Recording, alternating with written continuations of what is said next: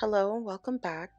Today I'm going to walk you through my art journal and sketchbook. I began working on the notebook around mid-November because I wanted to document the journey or the evolution of my work and my style. The first few pages are just me getting into the swing of things. This page in particular, I had this pattern stuck in my head for a while, so I wanted to get it down on paper. And I love that the technique itself comes back into play later on. On these pages, I wanted to get rid of the older acrylic I had, and it wasn't until my sister pointed it out that the green and blue page looks like a sick duck or a deranged duck. And now every time I look at the page, I just smile. Now on this page, I wanted to use the space to experiment with different portrait styles. On the bottom left is definitely my style, but the other two I wanted to experiment with different nose shapes and lip shapes. Now, this is one of my favorite pages in the entire book. It was actually the first painting I did in the book using old acrylic paint. And then I used the lemons and the papaya to work on my shading. But I loved how the blending came out considering it was older acrylic paint. On this page, I wanted to work around the theme of those vintage botanical posters again. I really loved how when I pulled up the tape, it left this old rustic look and feel. And again, I'm using acrylic paint to make my anthuriums.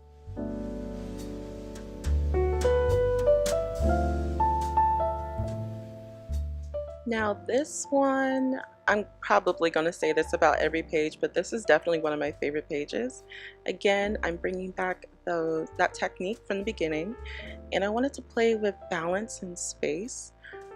Over there I wanted to add mountains, but then I figured I wanted to work in threes, and the red sun, the bush, and the crane looked nice as is, and I didn't want to disturb what I had created. Here's the poem I wrote entitled The Aries. It's based off of a horoscope I received the day I was working on the crane painting.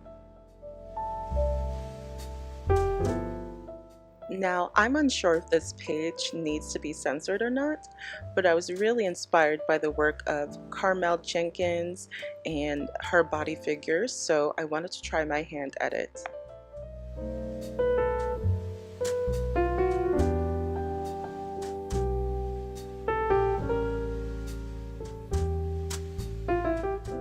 I don't normally paint hands in my paintings, but I am obsessed with hands and I wanted to try my hand at it and really give myself some space to work on my sketches. Now for this page, I'm not sure the artist, but I was very much inspired by Teresa Cromati. When I saw this, I was like, oh, it's giving me Teresa, but minimal. I haven't decided on the quotes I want to put in the middle, but if you have any ideas, you can leave them below in the comments. Again, on this page, you can see my love for those vintage botanical posters. I also have a poem here entitled Black Honey, and I went around the page with some florals because I bought some new brushes and I wanted to try out the different style that I can do with it. And that's what a sketchbook is all about. It's about trying new styles that you wouldn't normally do and exploring your limit and your skill and your creativity.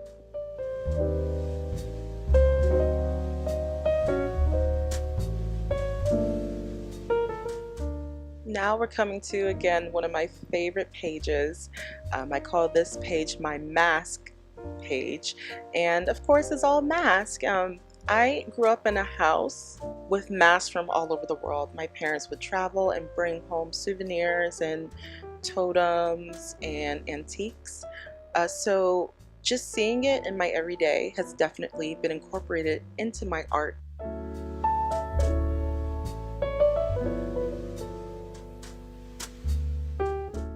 Now this has to be the most tragic spread in the entire journal. I did 2 sketches of myself. Unfortunately, I was experimenting with oil paint on the other side and it didn't click that the oil paint would seep through. But on each corner I have quotes from a song by Nick Hakim, and I really enjoyed sketching myself. I've never done it before, it was something different, and I want to do it again on different paper and be a little bit smarter. But everything is a learning curve when you're just starting out, so I don't beat myself up too much about it.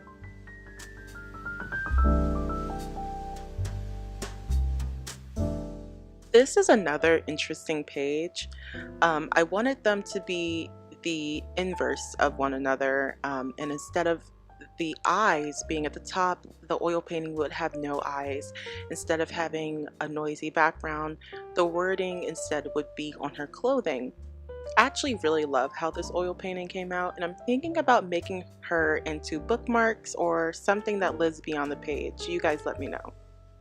Now, this page is my first time working with gouache on both sides. I started with the plant first, and I love how the finish is so matte. I think that it worked really well.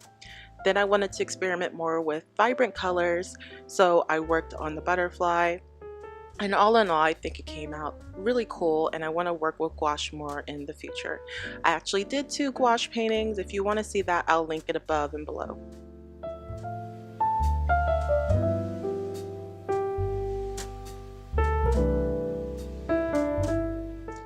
Again, I'm working with gouache, and I wanted to really test my skill and go in and do something a little bit more detailed. I'm absolutely obsessed with how the details came out, the intricacies of the blue porcelain. I think the gouache does it a great service by being matte, because I normally see these vases, vases, whatever you want to call it. I normally see them glossy, and I thought it was really interesting to sort of do the adverse of that. And I also did some details on the side. I don't know what to put yet on the blank space. I might do a poem, but we shall see. And that is the end of my sketchbook tour. Thank you so much for making it this far. If you have any comments or suggestions, leave them below in the comments. I'm going to read them all. Thank you.